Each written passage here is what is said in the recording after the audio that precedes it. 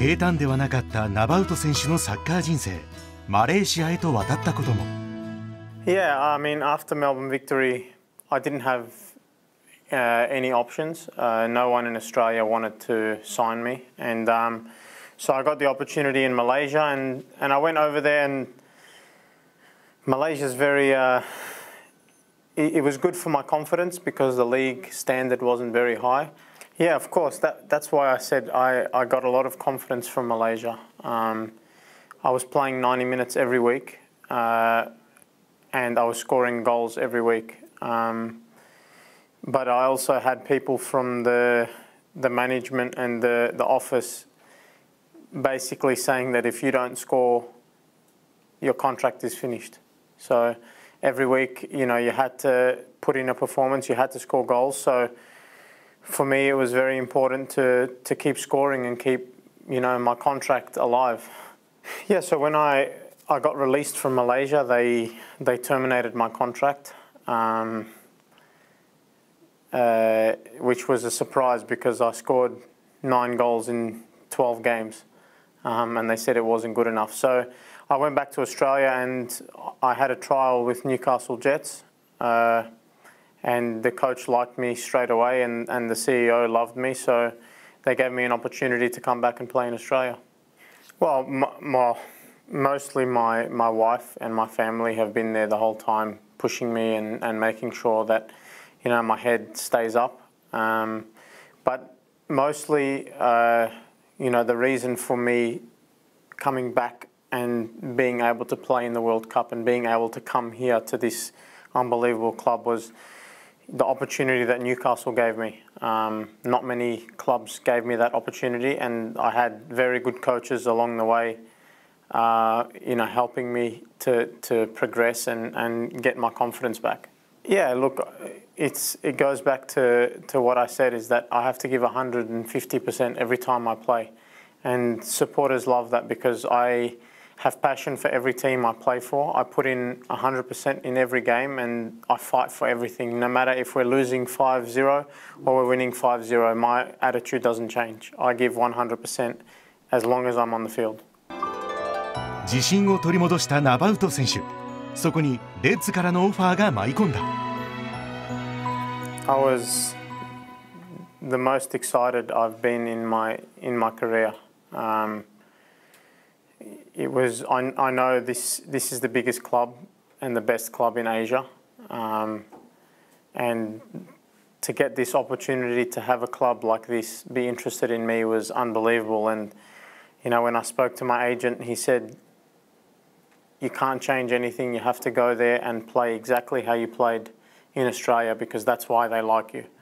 And straight away, I set my mentality to stay the same and work 10 times harder because I knew this was, you know, the biggest club and they have very big expectations. No, I was excited because I followed the J League a lot when I was in Australia because we played against a lot of J League teams in the Champions League. So I was always excited to come here and test myself in the J League. So I was, you know, I wanted to get here as fast as possible and start training with the team because I knew even being here 1 week with the team, my level of playing was going to go to another level because of how good the players are here. To be honest, it's the best feeling to have as a footballer, to have a stadium like that. They're, you know, the best supporters that I've played in front of. They don't stop. They're there every week regardless of whether we're home or away. So to play at home in front of that stadium, to play in front of those fans, gives you, you know, it gives you chills down your arms just listening to them sing, and it gives you such a big boost to play. Well, when I played the Champions League here, I always said that, you know, I would love to play in Japan because I played in China, I played in Korea, and I played in Japan, and I loved Japan from the start. So I said it would be amazing to play here, and it was easier for us because we spent 1 year in Malaysia, and you know, the living style in Japan is a lot better and it's a lot easier to live. So it was easy for us. And you know, we already lived in Newcastle, which is away from Melbourne, so it's easy living away from home for us. And it was easy because I like sushi. Yeah, I think Yosuke said he was already going to take me, so I'm going to go with him soon. では J リーグや日本サッカーに対してナバウト選手はどんな印象を持っているのだろうか。Yeah, well, you have to be a lot more technical in Japan because the players are a lot more technical. So in Australia, there's a lot of running, a lot of physical side of the game. There's players that will run 13, 14 kilometers in every game. But in Japan, the level of technical ability is a lot higher, and sometimes you have to be very clever because Japanese players are very, very smart. You watch players like Shinzo, like Muto and Yosuke, their movement is unbelievable. And when you watch from the top and you play, it's completely different. It's you have to be switched on 100% of the time. Yeah, of course. I mean, my strong point is always been my physical side of the game.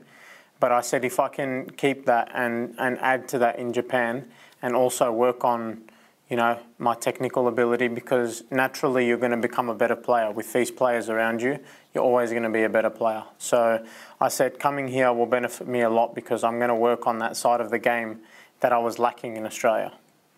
Because in my position, I focus on a lot of players in my position.